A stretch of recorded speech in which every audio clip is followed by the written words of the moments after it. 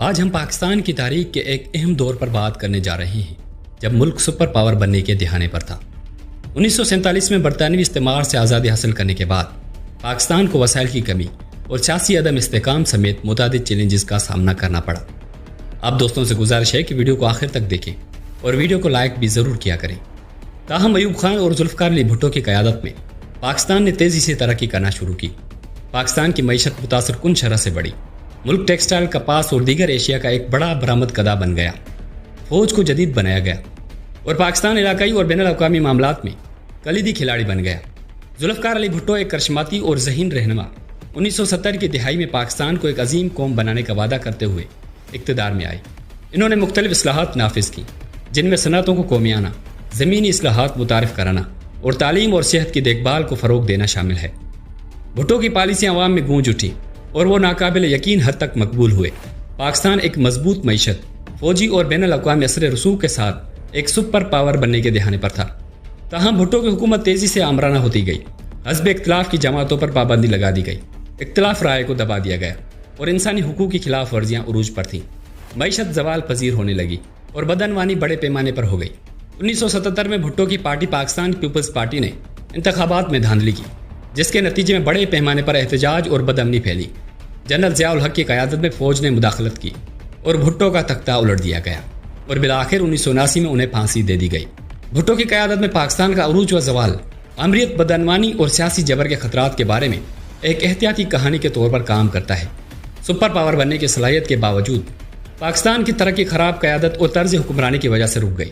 پاکستان کا atom bomb منصوبہ ایک پیچیدہ اور باہمی تعاون پر مبنی کوشش تھی جو کئی دہائیوں پر محیط تھی، جس میں متعدد سائنسدان، انجینئرز اور سیاسی رہنما شامل تھے۔ پاکستان کی جوہری صلاحیت کی طرف سفر کا آغاز 1970 کی دہائی کے اوائل میں ہوا۔ یہ دور علاقائی کشیدگی اور جغرافیہ سیاسی چیلنجوں سے منسلک تھا۔ بھارت کے ساتھ 1971 کی جنگ، جس کے نتیجے میں بنگلہ دیش بنا، پاکستان کی اسٹریٹجک سوچ پر گہرا اثر ڈالا۔ جنوری 1972 میں وزیر اعظم ذوالفقار علی بھٹو نے ملتان میں پاکستان کے اعلیٰ سائنسدانوں کا اجلاس بلایا۔ یہ اجتماع پاکستان کے ایٹمی عزائم کی بنیاد رکھے گا۔ بھٹو صاحب نے سائنسدانوں سے خطاب میں کہا، حضرات، ہم غیر محفوظ رہنے کے متحمل نہیں ہو سکتے جب تک کہ ہمارا مشرق کا پڑوسی اپنی جوہری صلاحیتوں کو آگے بڑھا رہا ہے، اور ہمیں اپنی خود مختاری اور سلامتی کو یقینی بنانے کے لیے جوہری ہتھیاروں کے پروگرام کو آگے بڑھانا چاہیے۔ ڈاکٹر عبدالقدیر خان ایک میٹرولوجسٹ جنہوں نے یورپ میں کام کیا تھا، پاکستان کے ایٹمی پروگرام میں ایک اہم شخصیت کے طور پر ابھرے۔ 1976 میں پاکستان واپس آ کر وہ اپنے ساتھ یورونیم کی افزودگی کی تکنیک کا اہم علم لے کر آیا۔ ڈاکٹر خان نے کہوٹا ریسرچ لیبارٹریز قائم کی، جہاں انہوں نے اور ان کی ٹیم نے گیس سینیٹری فیوز ٹیکنالوجی کا استعمال کرتے ہوئے یورونیم کی افزودگی پر توجہ دی۔ ڈاکٹر عبدالقدیر خان کا کہنا تھا کہ ہمارا کام یادگار ہے لیکن ہم پرعزم ہیں۔ ہمیں یورونیم کو ہتھیاروں کے درجے تک افزودگی کرنے کی صلاحیت پیدا کرنی چاہیے۔ ایٹمی صلاحیت کا راستہ چیلنجوں سے بھرا ہوا تھا۔ بین الاقوامی دباؤ، تکنیکی رکاوٹوں اور خفیہ آپریشن کی ضرورت نے پاکستان کے سائنسدانوں اور رہنماؤں کے عزم کا امتحان لیا۔ ان رکاوٹوں کے باوجود ٹیم نے نمایاں پیش رفت کی۔ 1980 کی دہائی کے اوائل تک انہوں نے کامیابی کے ساتھ یورونیم کی افزودگی حاصل کر لی تھی۔ پاکستان کی جوہری صلاحیت کا حتمی تجربہ 28 مئی 1998 کو کیا گیا۔ بھارت کے جوہری تجربات کے جواب میں پاکستان نے چاگی کے پہاڑوں میں اپنے تجربات کی سیریز کی۔ یہ تجربہ کامیاب رہا، جس سے پاکستان دنیا کا 7واں جوہری ہتھیار رکھنے والا ملک بن گیا۔ آج ہم نے ایک اسکور طے کر کے اپنی طاقت کا مظاہرہ کیا۔ پاکستان ایک ایٹمی طاقت ہے۔ کامیاب تجربات سے بین الاقوامی پابندیاں لگی، لیکن پاکستان کے لیے تحفظ اور قومی فخر کا احساس بھی۔ ڈاکٹر عبدالقدیر خان ایک قومی ہیرو بن گئے، حالانکہ بعد میں جوہری پھیلاؤ میں ان کی شمولیت نے اہم تنازعات کو جنم دیا۔ ڈاکٹر عبدالقدیر خان کا کہنا تھا، میں اپنے اعمال کی پوری ذمہ داری لیتا ہوں، میرا مقصد ہمیشہ پاکستان کی حفاظت تھا۔ پاکستان کے جوہری پروگرام کی میراث پیچیدہ ہے، جس میں سائنسی کامیابیاں، اسٹریٹجک ضرورت اور اخلاقی مخمصے ہیں۔ یہ ملک کی تاریخ کا اہم باب ہے۔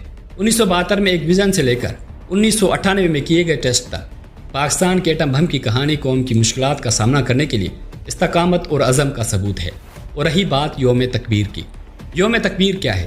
اس کا احساس متقاضی ہے کہ ہم سب اللہ کریم کے سامنے سر بسجود ہو کر اس کا شکر ادا کریں اور عہد کریں کہ اس ملک کو اللہ اور اس کے آخری نبی سیدنا حضرت محمد مصطفیٰ صلی اللہ علیہ وسلم کے احکام کے مطابق بنائیں گے۔ آج ہمیں اس عہد کی تجدید کرنا ہے کہ ہم اپنے وطن کو مضبوط سے مضبوط تر بنائیں گے۔ اس ملک کی مٹی میں ہمارے بزرگوں کا خون شامل ہے۔ اس ملک سے ہمارا اور ہماری نسلوں کا مستقبل وابستہ ہے۔ اس ملک کو ترقی یافتہ، خوشحال، خود مختار اور سر بلند رکھنے کے لیے جن لوگوں نے محنت کی، قربانیاں دی اور مشکلات برداشت کی، ان سب کے لیے دعائے خیر کرنا ہم سب پر لازم ہے۔ ہمیں شہدائے وطن کی مغفرت اور بلندی درجات کی دعا کرنا ہے۔ بحیثیت قوم ہم سب خصوصاً ڈاکٹر عبدالقدیر خان، ذوالفقار علی بھٹو اور میاں محمد نواز شریف کے احسان مند ہیں اور تا قیامت ان کو سلام، عقیدت و محبت پیش کرتے رہیں گے۔ یوم تکبیر کے موقع پر یہ دعا بھی کیجیے کہ اللہ کریم مسلمانان فلسطین خصوصاً اہل غزہ و رفح کی عزتوں، جانوں اور مالوں کی حفاظت فرمائے اور ان کے دشمنوں کو نیست و نابود کرے۔ اللہ کریم کشمیر سمیت دنیا بھر کے مظلوموں کی مدد فرمائے اور امت مسلمہ کو متحد، منظم، معزز اور طاقتور بنائے۔ آمین ثم آمین۔